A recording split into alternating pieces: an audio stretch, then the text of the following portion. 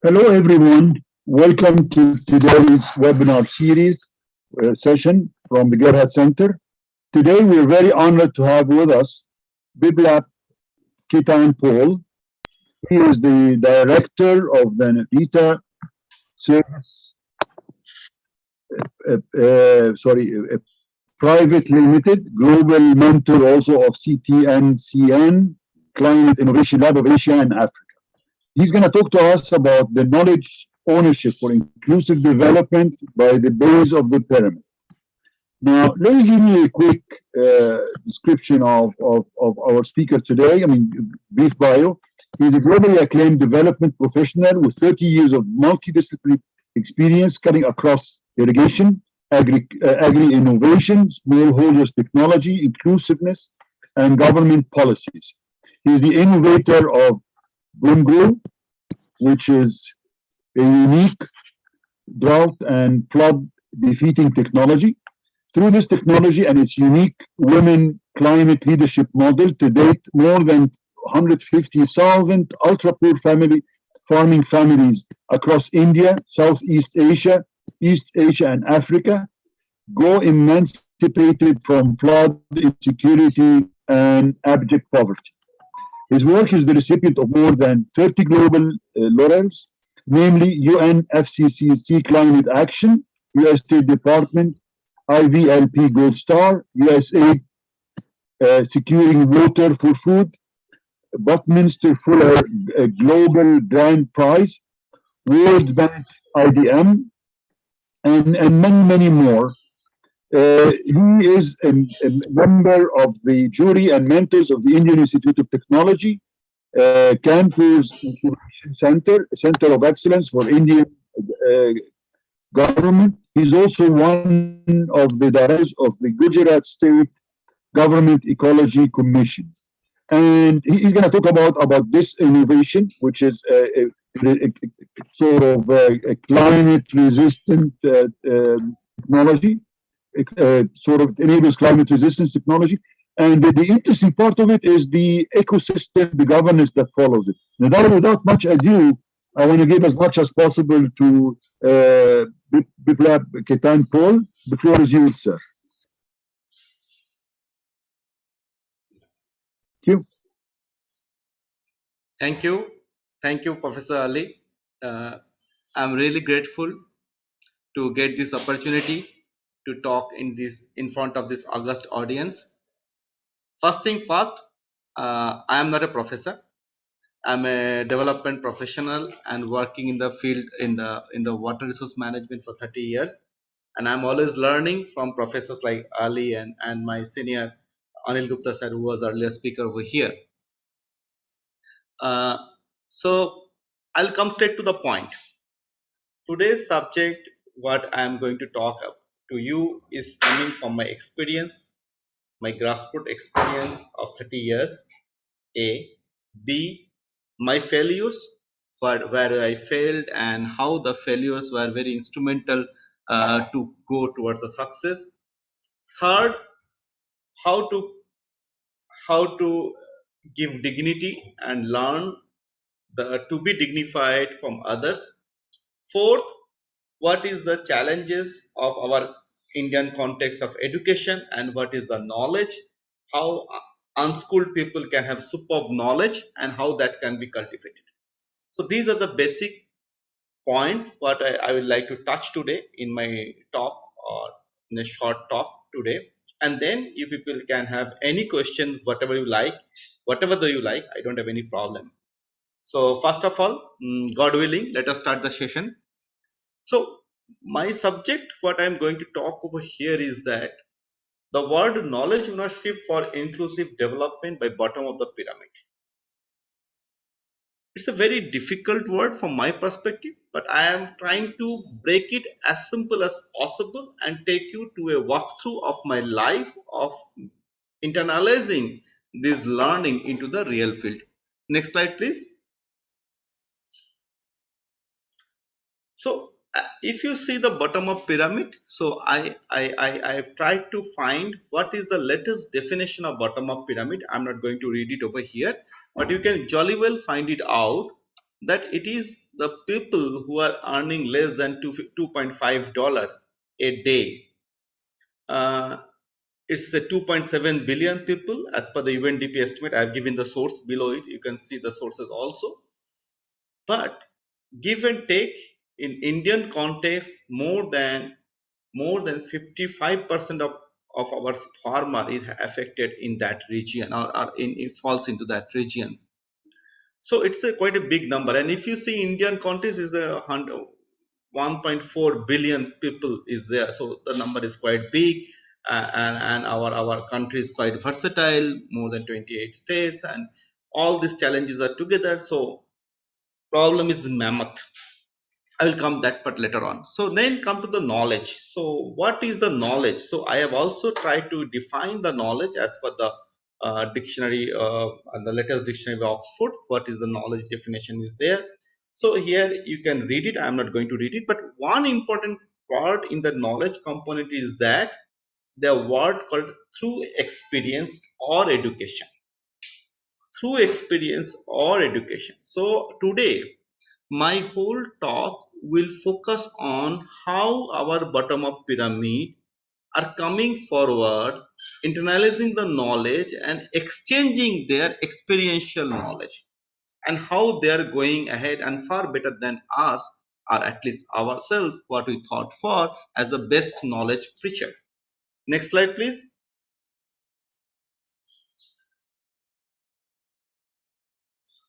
So, who is our bottom up pyramid?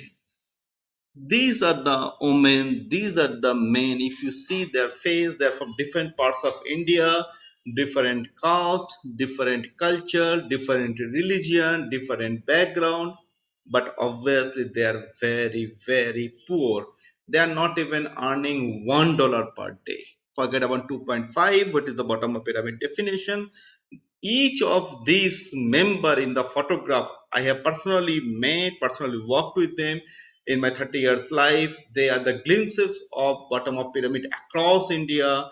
They are coming from the northern part of Jammu Kashmir, coming to the southern part of Tamil Nadu, north to south.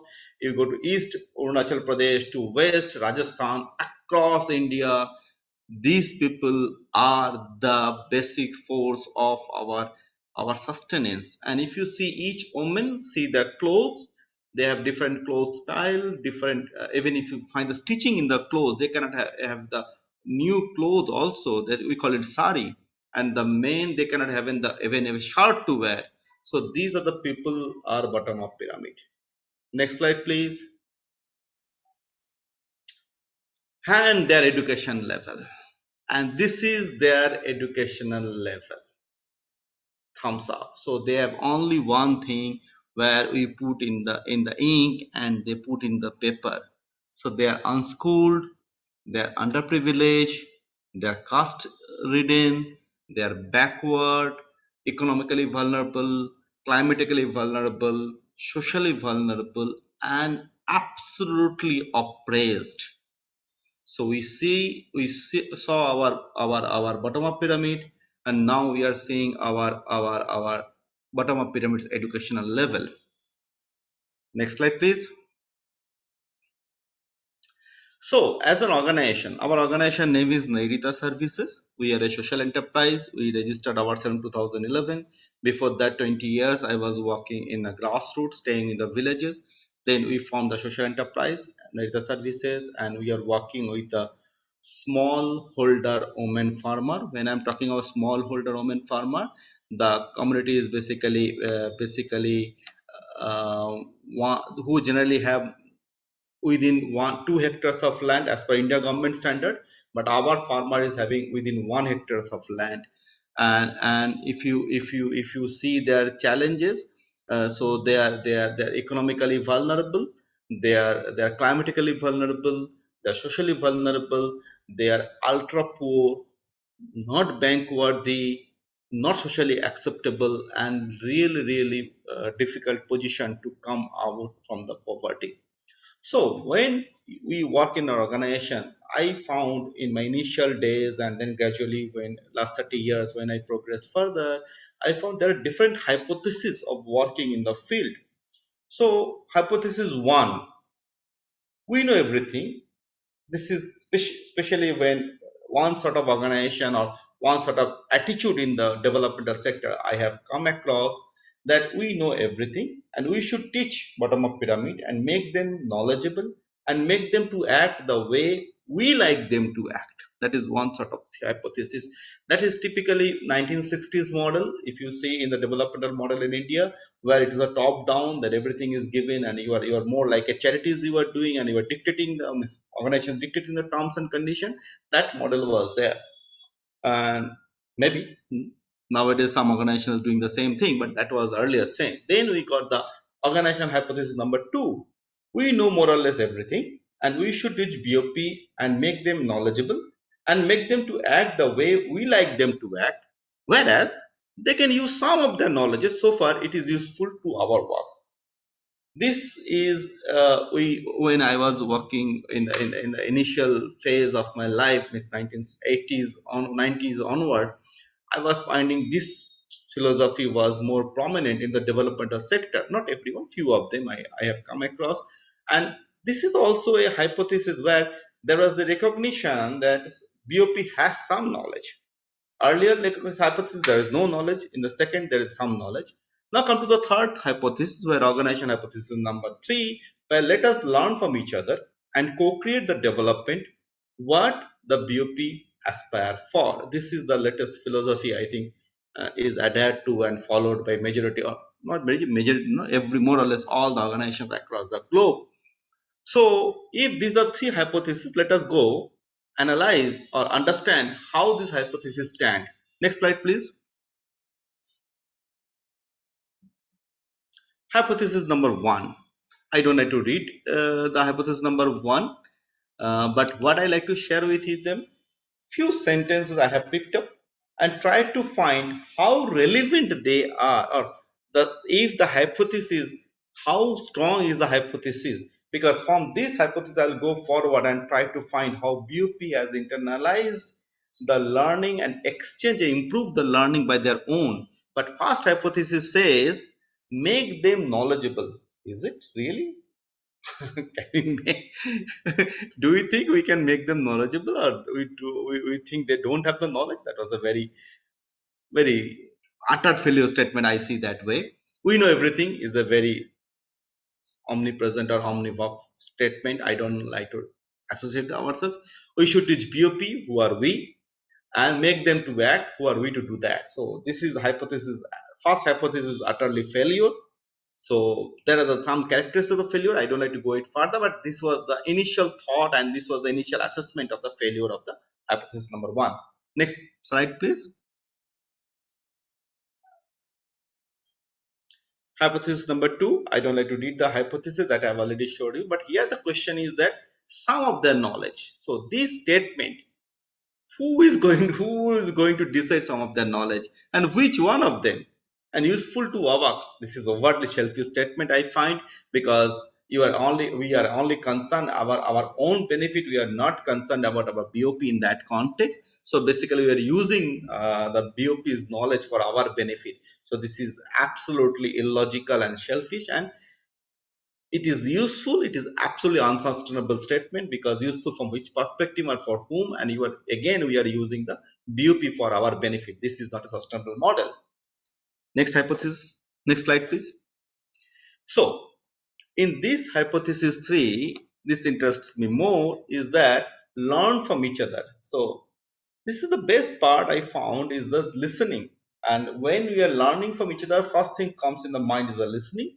When you are listening, it works, because we are listening to each other. So they are listening, BOP listening to us, and we are listening to BOP. So we are both enriching ourselves. We are respecting everyone. We are creating space. We are giving dignity, and most important, everyone into the system is coming together and creating a plus one effect.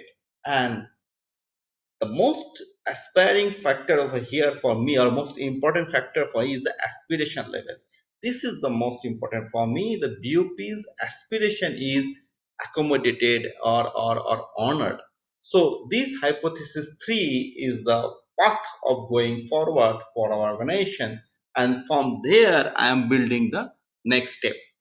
Next slide, please.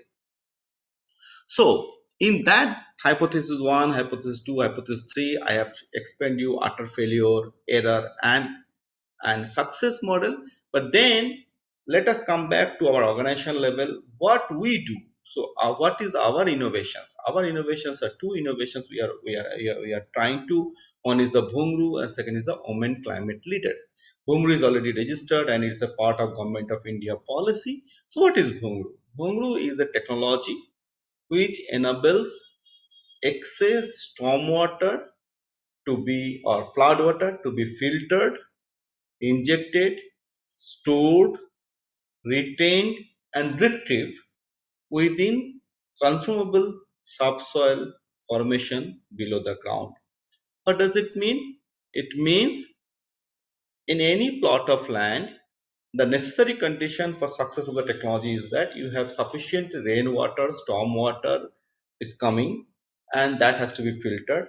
And sufficient condition is that below the ground there are different geological formation. Within those formation there is an opportunity where the surface level water can be filtered, injected, stored, retained, and retrieved. So the whole excess water on the plot of the land can be taken away and stored, and then the same water can be pumped out post monsoon period, post rainy period, and can be used for winter and summer irrigation. It works on three principles: ASR, Aquifer Storage and Recovery Principle; MARR, Manage Aquifer Recharge and Recovery Principle; VD, Vertical Drainage. Based upon these three principles, there are 17 designs we have created, which is based upon 29 variables. So every Bhungru design varies on geological parameter, agriculture parameter, soil parameter, ecological parameter, climatic parameter, and human activity and humans behavior parameters. So we have created this model. So Bhungru is now a globally acclaimed innovation which works on various designs, various material. I will explain it later on also. But what we are trying to do now, we are creating it open source for the poor farmer such that they can co-create it through their locally available materials and solve the problem of flood or waterlogging during rainy period, and simultaneously can get guaranteed irrigation during summer and winter when there is no irrigation water. So they are enabled to defeat drought by flood. That is Bhungru. You can Google, you can get all the details. I will send you the in the later part. I will give you the links so you can get all the details over there also. Now come to the women climate leaders. Bhungru is a technology, but technology doesn't deliver anything. At least my thought process. So far, it is not interlinked or interfaced with a human. In our case, it is the ultra poor farmer with whom we walked, and within Mahatma Gandhi, our father of nation, principle of Antodaya principle states, serving the last person in the queue in the best possible way. We have created a whole concept of women climate leaders. The women who haven't gone to school, they are unschooled, who are ultra poor, who are not able to access any income, whose yearly daily income is less than $1, and whose land is smallholder, less than 1 acres of land. Those women are identified, trained, capacitated, and facilitated to be the knowledge service provider for their peer group, such that their peer group, who are the same women or poor farmer across India, in any part of the India, can be benefited from the technology as well as process, such that drought can be defeated by the excess flood water. They can, from zero crop situation, they can go to two crop situation. From 187 yearly dollar income, they can go to at least 500 yearly income from 1.5 acres of land. That is the model we are doing, and this whole model we got supported by the United Nations and CTCN to structure the model and now going forward. So these are the two innovations. If you like to know the innovations detail, I will share in detail. But today our subject is more on the knowledge part, so I will come to the knowledge part first. And if anyone is interested to learn more, to work more, to define more, to assess more, I will always support you each of them. Next slide, please. So now come to the knowledge part. So what is the knowledge? What is the question of the how the BOP, bottom of pyramid knowledge is enabling into the developmental process? How the knowledge has been taken? What sort of knowledge? How they are utilizing the knowledge, which sort of knowledge, which process of knowledge? We will try to explain over here.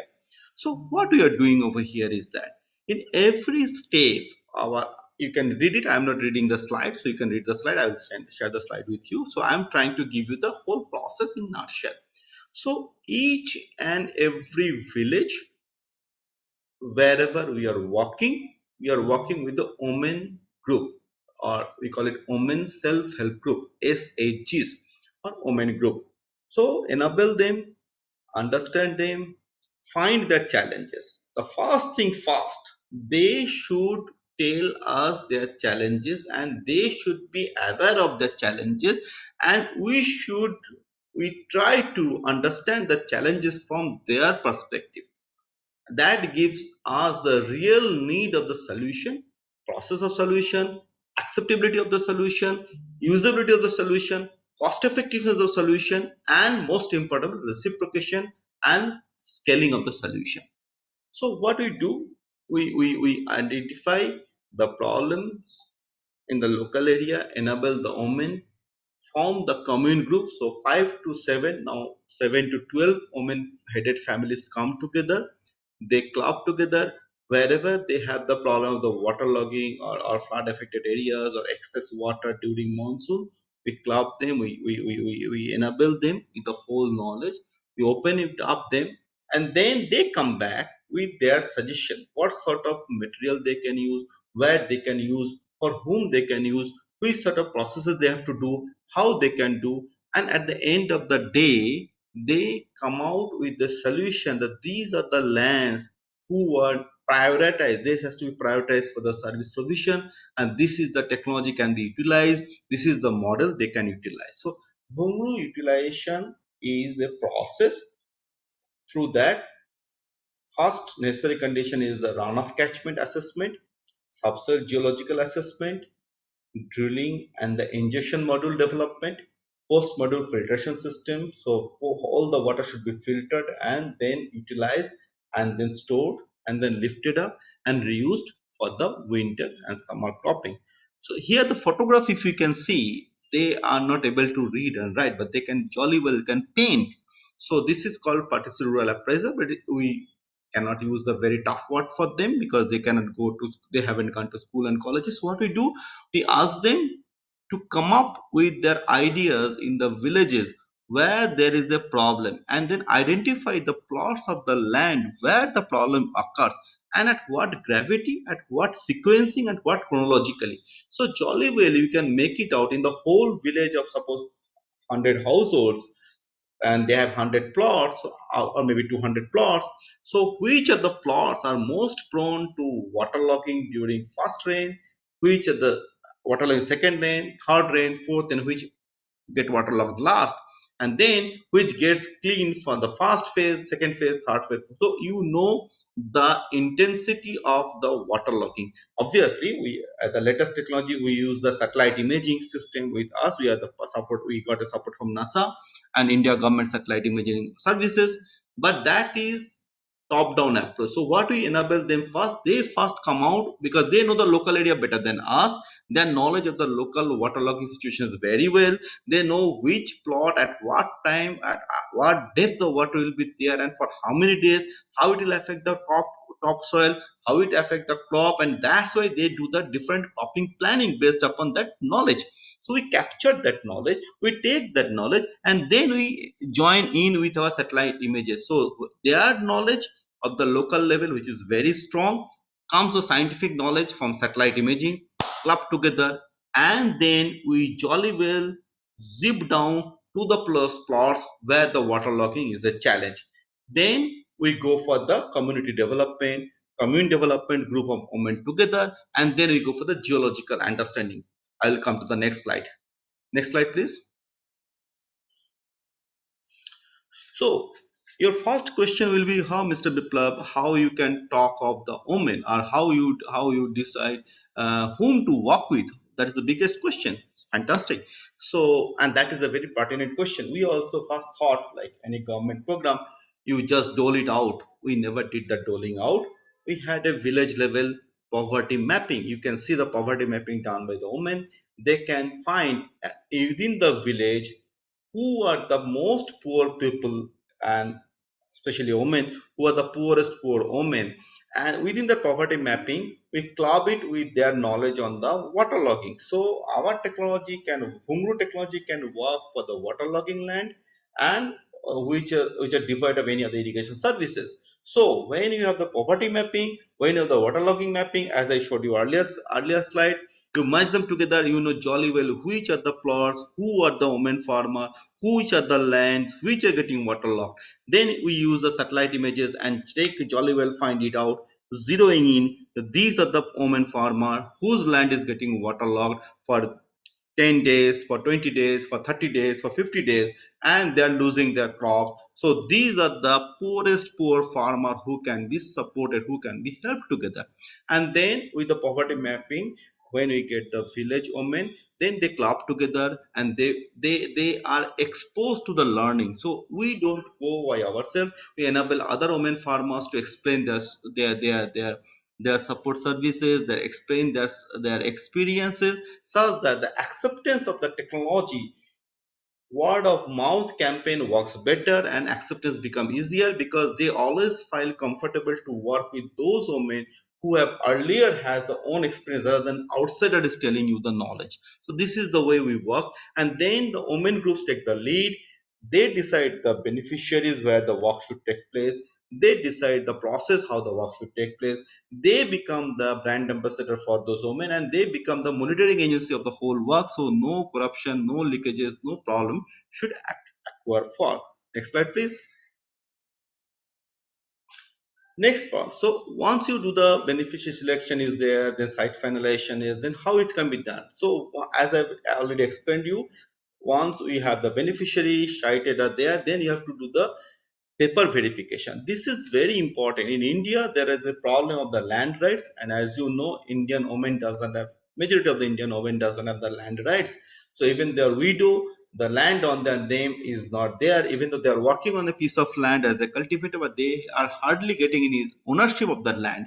So we have created a new concept in the whole process, is that entrusting the land ownership of the land what she is cultivating through the water rights. Because if you go for the land rights entrustment is very difficult in India, because there is so much of antagonistic situation is there. So instead of fighting, we created different route. Land without water is of no use, so we picked up the water, and nobody can control the water. So water right is becoming the tool through which we went to the land right and enable the women to have the water right.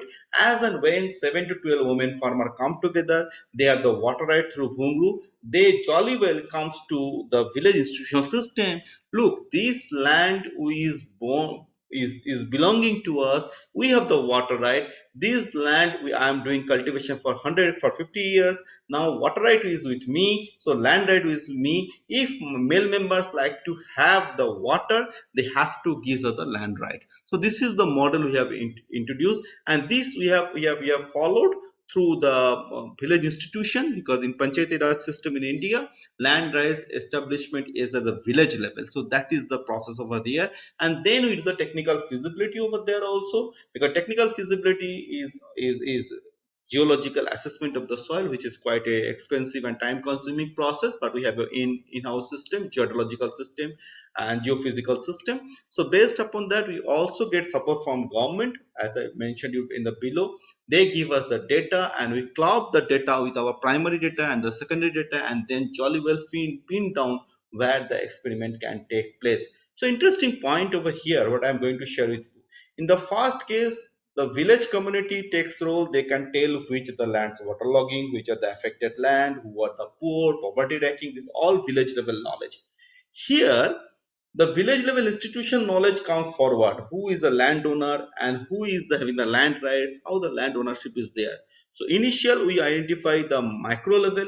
Here we come the macro level, and in both micro macro we try to find women as the key player, and instead of fighting or confronting, we take them other route, that water right towards the land right, which is very interesting and very easier for women. You can fight one, any man can beat one his wife, that is happens in India many a time, but one man cannot beat five women. So this is the same way, five commune together, 5 to 7 households when come together, they jointly own one bhungru ownership as a knowledge ownership, then they get the water ownership. When they get a water ownership, they get a water right, and that water right they use as a tool to get the land rights from village institution, from mini micro to village institution. And when it is approved by the government, so it has become a whole government system involved. So it is the interesting way of creating a policy input just through knowledge interfacing.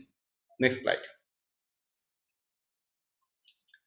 So technical here, we are explaining the how the after the geophysical, geological, and geohydrological assessment, hydrological assessment, we go for the final part. In the final plot, we go for the drilling, and with the drilling, we created the drilling module, and all the women members own the time of the drilling on the plot of land, and they collect the samples and give the data with them, such that anytime any questions comes, the driller has to come and serve this women group who are jointly own one bundu, 5 to 7 women farming families, and this driller has to serve them, and the filtration system also belongs to them. So whole asset, it is not on one person's name.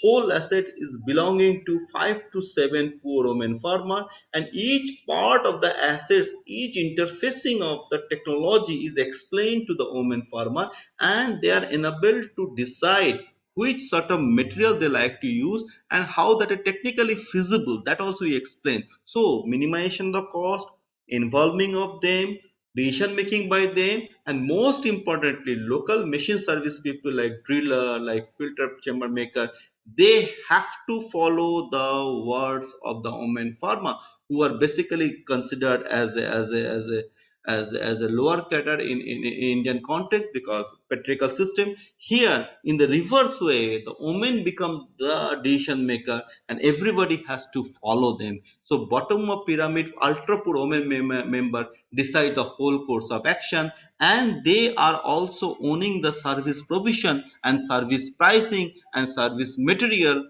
by the service experts group, which is quite a revolution in Indian context, because drillers hardly listen to the guys. So here the drillers has to listen to the women, and that's also who hasn't gone to school, which is a quite a difficult social stigma to digest for the drillers, but that we have done, and that is the way we have controlled the process by the gender driven model.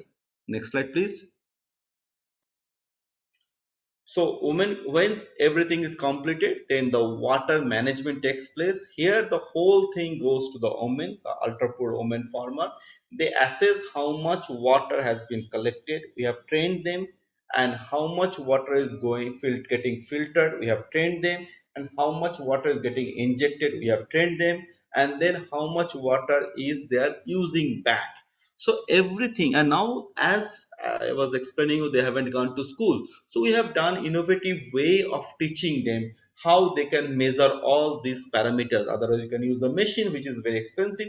They cannot afford the expensive machine because they are very poor. Even we are also not very rich. So what we have done, we have utilized the local skill of the women. They are working in the field. They are agriculture. They are expert in agriculture. So they know very well how much water they need for which crop. So all the crop box they decide, they know the crop very well, so they can put the crop in the left hand side. In the right hand side they can say how many days of the irrigation they need. So that's very simple. They put the bindi 1, 2, 3, 4, 5 for wheat, 5 irrigation cycle. For they don't do rice because it's a water consuming wheat. Then for jiru, that is cumin, they have 1, 2, 3 bindi, 3 water irrigation cycle. Then cotton they have 1, 2, 3, 4 bindi, that are 4 irrigation cycle. So every crop, so left hand side crop, right hand side bindi, number of bindis is the number of irrigation cycle. And thicker bindi and smaller bindi means lesser water, thicker bindi means bigger water. This is the simple way we have created, and that is also charted out, so everybody knows how much water which crop they need for how many days at what interval they'll get. And this is all done through their own understanding and their own decision making among the SHG self-help group or women group, and that is explained to all the members of the commune, 5 to 7 members, as I was telling you. So this is a interesting way of disciplinary action among the women, by the women, for the women, without disturbance of any external forces and the male patriarchal system. So this is the commune irrigation plan. And interestingly, now the males are coming back to them because they need to. Male also needs water for irrigation. They don't have any water for irrigation. So if they have to get the water from this women group who are owning the bhumru as an asset, so they have to buy the water. So women are not only doing the old cultivation, they can also sell the water. But the principle they have created, first satisfy our commune members water need. If we have excess water, then we'll go to give it to others, otherwise not. So this is also very interesting system of Antadaya, as I was telling you last time. Next slide, please. Here how the last thing say what is the irrigation system, what is the irrigation rotation process, and how irrigation rotation takes place. Here most important factor is what we have observed is that women members understand very well, if each of them half acre or 1 acre or 1.5 acres of land, whatever the crop they do, they know how much water they have to give. They cannot quantify in gallons, they cannot quantify in liters. They can jolly well tell you 1 hour irrigation or half an hour irrigation. So what we have done, we have defined the area of the land, crop of the woman farmer, and what is the pumping system and how much water the pump can leave from Hungru, and how that time can they can calculate. And that's why they 1 day, half day, like that. And that is the way they have created the chart of the irrigation cycle. Interesting point is not that. Interesting point is that they are not disobeying the principle. They are creating the principle by themselves, they are creating the knowledge by themselves, and they are following it up. That is where this is disciplinary action came from them, is far beyond the knowledge alone. And that is the interesting learning for us. Second interesting learning is that they are going forward. They are now, once they are confident, they are able to go forward and understand the technology. Their question came up that how the motor works, how can we know the motor is functioning well or motor is functioning bad. So we organized the motor training group for pumping out the water, and they did the whole technical work. As IIT Indian Institute of Technology people are very technical, but our women member cannot understand that thing. They failed. So then they came up with a very interesting solution. They told us, very simple, sir, no so much a clumsy statement. Motor works well when the sound is gu gu gu gu gu gu gu gu. If the sound is it works bad. This is the interesting learning for us. And then we went to the pumping company. We had the MD of the pumping, managing director of the pumping company, to sit with our woman farmer, and he was amazed the way his pumping systems failures were identified by the woman by only the hearing the noise of the machine rather than efficiency of the machine, and it works perfectly well. So it was my or our learning is that knowledge is latent, and that comes out when they are exposed to different challenges and different problem, and there is an intent to solve that problem, and that is plenty with our poor woman farmer. Next slide, please. So, what are the achievements? What Dr. Ali has already, Professor Ali has already explained what are the achievements. I am not going to share the achievements over here. You can read it. It's not no need of telling about myself, our work about by myself. One interesting achievement I like to share with you. uh, we were doing the gradient analysis, or you can call slope analysis of any plot of land, that 5 acres plot of land, because there are four women farmers altogether. They have 5 acres plot of land, and we have to identify how much water at what time frame is coming, and what is the water quantum, and which are the places the maximum water which is the deeper, which is the steeper of the land. So we hired an expert team from from a top institute engineering college, as we have found, and we spent nearly 200,000 Indian currency. That is, that time it was nearly 40,000, 4,000, yeah, 4,000 US dollar, for 9 days work. And they came accurate data of the imaging of the gradient mapping, contour mapping and gradient mapping of the 1 inch rainfall, how much water, 2 inch rainfall, how much water, 3 inch rainfall, how much water, like that assessment. It was perfect, but we could not afford it. It was more than 9 to 10 days work, and then it was costing 400,000 US dollar, which is unaffordable for us for one plot of one unit. So we were zapped. We were not able to have any answer. So women farmer came to us and they asked, "What is the problem?" We told, we have to identify how much water is taking place, which is the steeper place in the land, which is the steeper, which is the lower place, elevation differences. Let's say, why you are spending so much of money? You are fool. You don't know anything. We know better than you. We asked how. They did one simple thing. They asked 5 women who are pregnant of 2 months, 1.5 month pregnant, asked everyone to take a pot of 20 liters of water on their head and stand in a single place and then move forward, all 5 directions. Wherever they're getting a pain in the belly button, they marked it. This is the hair. This is the way they did us the contoured mapping of the whole 5 acre within one day. It costed us only 5 pot, that is 5 into 4, 5 into 40, 200. So it is not even $4, not even $4 costed us, and it is done by one day. Then we clubbed together our technical, highly qualified technical team and the women members, pregnant women walking and getting the pressure in the belly button, identifying the elevation, and put the both the sheets together. We found nearly 75 to 80% more or less same. So this is the achievement. This is the achievement, and this is the biggest learning for us, that these women are BOP, but they are unschooled, they're discriminated, they are vulnerable, they're disturbed, they are poor, but they are knowledgeable.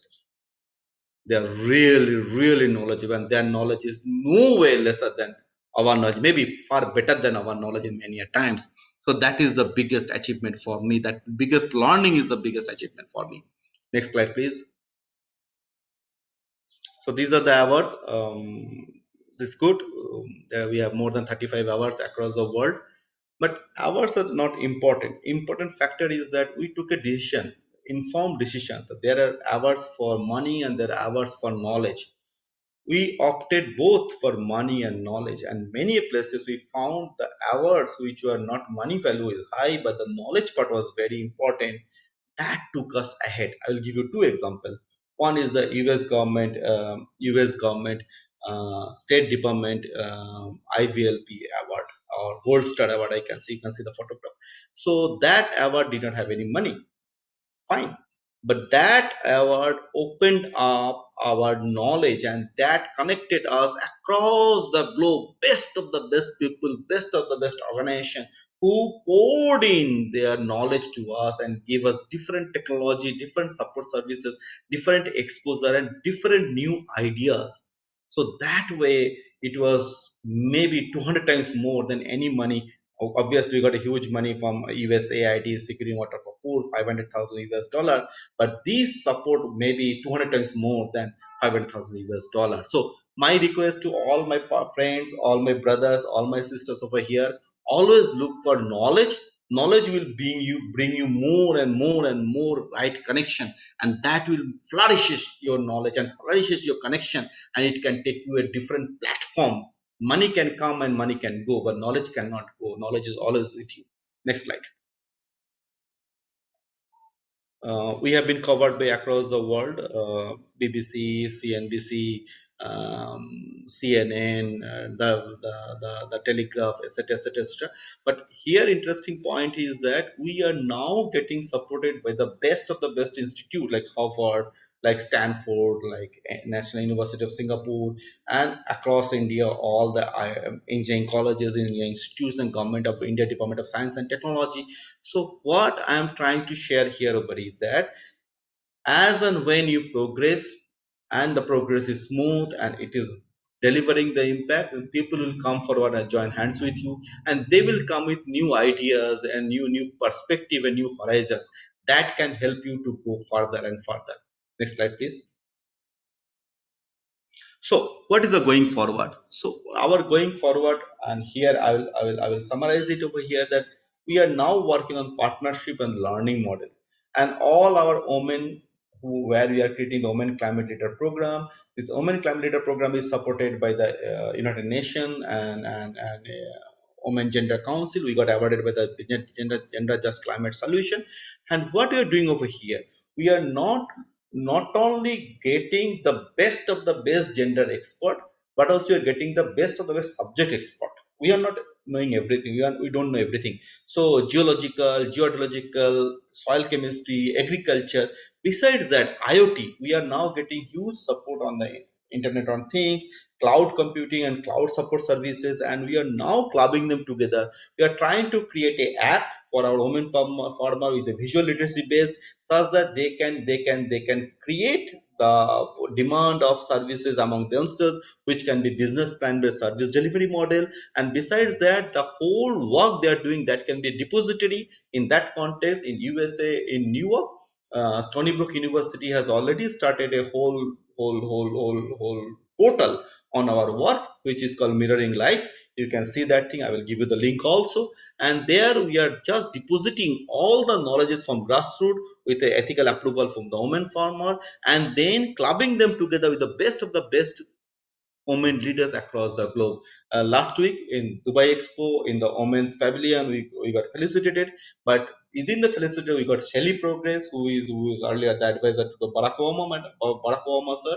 She is now expanding her support to our women farmer, and heart to heart connection, woman to woman connection, woman to woman support will take it ahead. And that is our next step, where knowledge free flow from both the sides, and then creating up a better result. Next slide, please.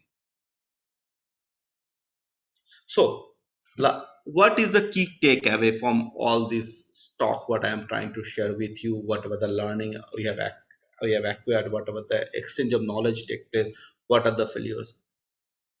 Always try to start from a small. Any students who are in front of me, as I'm a faculty, sometimes visiting faculty to different educational institute, my request to all my brothers and sisters and my students with folded hand, always try to open your eyes, open your mind, open your ear, and try to find what is the problem, how the people are affected, and how that can be solved. Can I do something for them?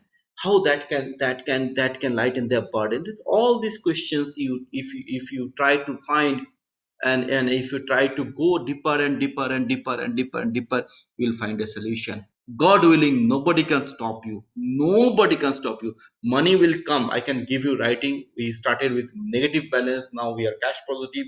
We are getting offer, investment offer from every corner, and we are sitting on fund now. So money won't be a problem. God willing, you will be supported.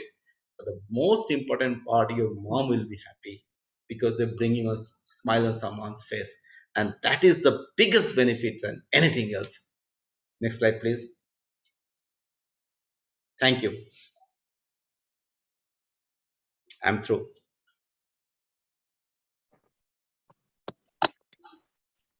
Ibrat, I mean, really, thank you for a very, it's just really uplifting. I mean, what you've done is really fantastic. I just want to sort of one of the comments I want to tell to the audience. In India, the monsoon is in the summer, so the dry season is the winter, which is why when you talk, you're saving money, you're saving water for the winter. Now, the interesting part for me really is when you look at the innovation that you had, it's an excellent example of a frugal innovation. You're trying to keep the costs really down. You're keeping the cost really down, and that does not mean that it's a low technology. I mean, in the contrary, it is a very high tech. You're using satellite images, you're using knowledge of the layers of the earth to sort of do the filtering of the water. You're using advanced or reasonably advanced pumps, etc., etc. But it's frugal innovation in the sense that you're using local resources. It is easy to maintain, so the costs are kept down. So it becomes affordable to BOP communities. Now, this is not enough, as you've mentioned. The brilliant part is the governance system that you've done. You've managed to sort of accumulate the knowledge. I mean, last week, 2 weeks ago, we had a guy from the University of Maryland, Jacoby Wilson, and he was talking about community science. And he was talking about community science as a vehicle for achieving environmental justice and climate justice, which is exactly what you're doing. It's exactly what you're doing. You're disseminating the science to the people. They're doing the measurements themselves. They're keeping the quality of the water themselves by very basic scientific facts that they are applying. And I'm sure in the process, they learn and they convey it back to you, which enriches also your learning. But they have the power in their hands. The other interesting part for me is that you're empowering women, which is fantastic. I mean, you're talking about typically on those type of cultures. I mean, we have the same in the Middle East. I mean, it's very paternal. You might look at them at the woman as a lower status than a man, and perhaps even the whole community is looked down upon. Now, when you give them the power of water and you allow them to sell it for revenue, and you allow to sort of, you're giving them beyond the empowerment. I mean, this is beyond the empty jargon of women empowerment. You're actually doing it practically. So this is for me is amazing. The way you democratize the water, the governance system is just fantastic. I mean, you call them a women commune. Usually, the hardest part when you try to sort of do something which is bottom up is the governance part, because you have many players, and then there is an issue of how could they agree together. And I think what you've done, you've found a very interesting.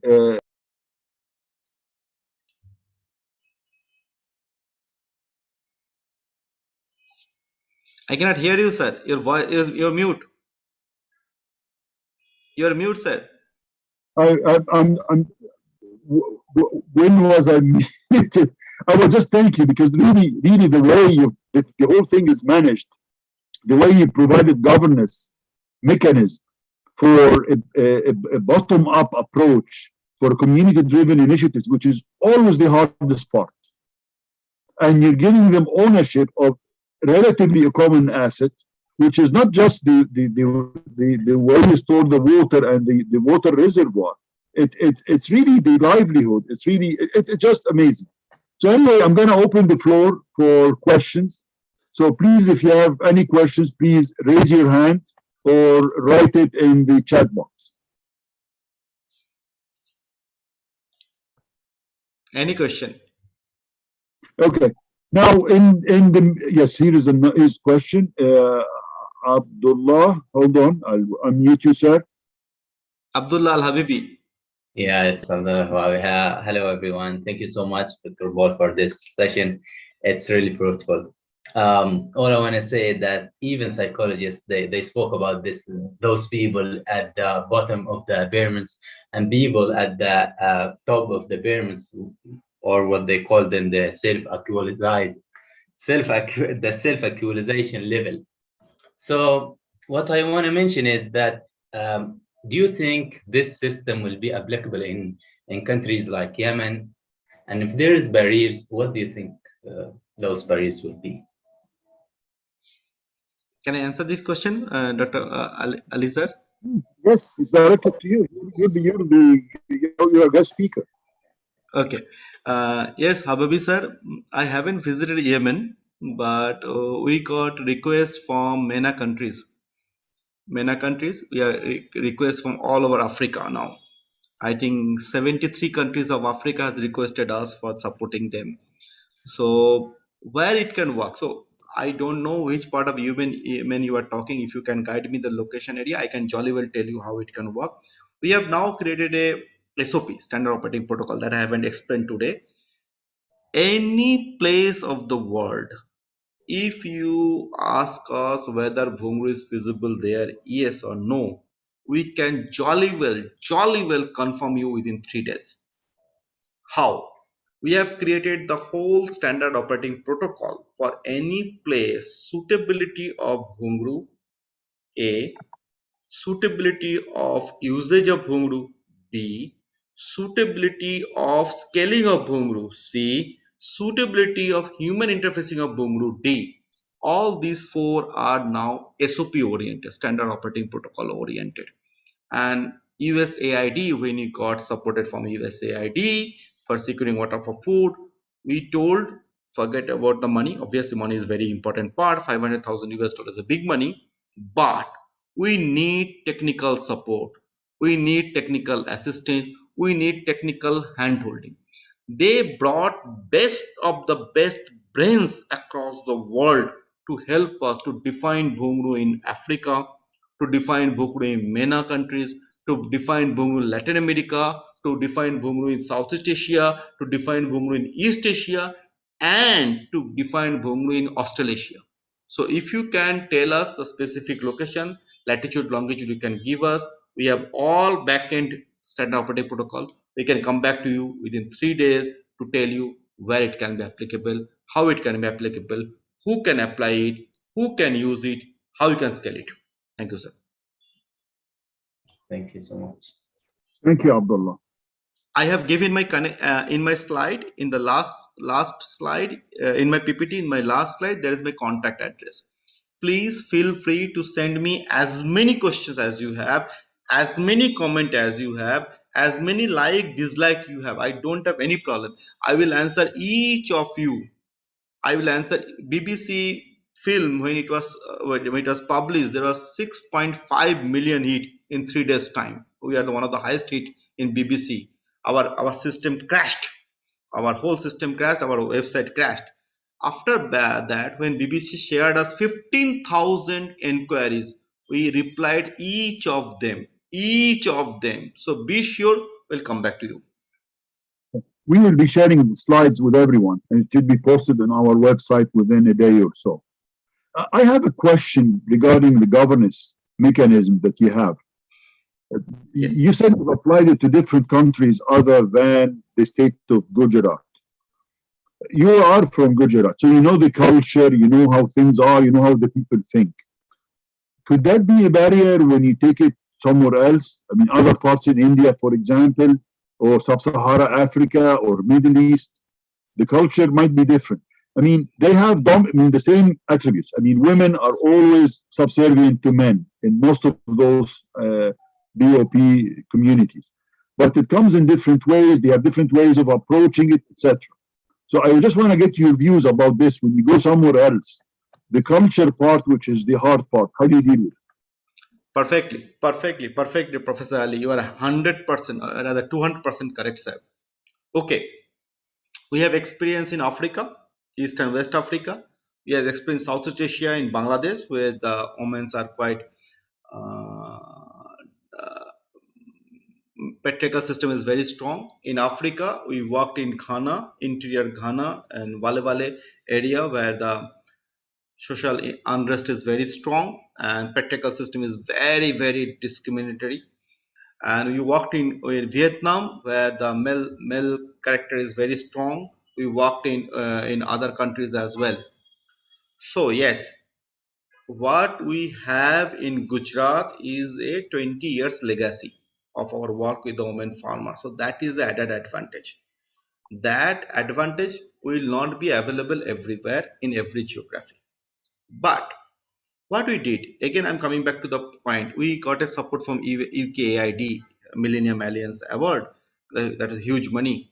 But they also helped us to redefine the selection of the area and selection of the women groups and creating the model for going forward for women groups, and most importantly, creating partnerships. So now, for any country in any geography, we have a standard operating protocol for partner selection. Within the partner selection, if they are working with the women members, we have a specific SOP, standard operating protocols. How strong is the group? How that group are proactive, inactive, of ACD enabled, human centric design enabled, and how that is working on the platform A, that is individual platform, or platform B, that is group platform, or platform C, the societal platform. We have created all these vertical, all these knowledge based SOPs for every partner. So we can jolly well within 3 days time, 3 to 4 days time, when partner sits with us, we can jolly well make it out where is our partner standing, whether he or she is able to work with the women group, or she in the process of working with the women group, or he or she cannot work with the women group. So then we give them option A. If you're working with the women group, your time frame will be A, 10 days, your output will be 200%, your result will be 300%. But if you are not working with the women group, your time will be 20 days, your output will be 15%, like that. We give them whole chart, and then we tell them, you decide from your end, how do you like to go ahead. We will work on our SOP. We won't diverge from our SOP. Our SOP is defined. We cannot change our SOP for you. If you like to work with us, you have to come and join hands on our SOP, and you have to follow our SOP, work with our SOP, honor our SOP, and there are 7 principles of SOP you have to do. Otherwise, we won't be work to you. Once we did that thing in Ghana, initially we have a huge challenges. But when our partner understood that we are not gaining any money from it, rather we are creating more resources for them, and that is more sustainable and getting more impact, they hold on. They come forward and join hands. So this is take some time, but yes, partnership development will take some time. But once it is done with a trust and SOP defined processes, so they also know they are analyzed and assessed and defined and valued, they will come to you, sir. This is brilliant. This is really brilliant. The way you will do the partnership to sort of get into the local landscape, the local culture, landscape, and challenges. People have. I mean, it's been really inspiring. I think we're out of time now, right now. So I really have to thank you for your really insightful webinar, for the fantastic presentation. It's just been fantastic. I mean, it's really, I'm really overwhelmed. Thanks a lot. For the audience, thank you for staying with us. Thank you. I know it's been it's not a light need, but I think it was worth your time. And I invite you to be with us next Wednesday with Guillermo Jaime, and it's about social scale up. Why not? Guillermo Jaime is also a BOP guy, but he's about providing decent, affordable housing for the BOP, and he's also part of the BOP extended network that is everywhere in the world. Appreciate your time, and I look forward to seeing you next time. Thank you, People Up again. Thanks a lot. Thank you, sir. Thank you. Bye bye. Bye bye.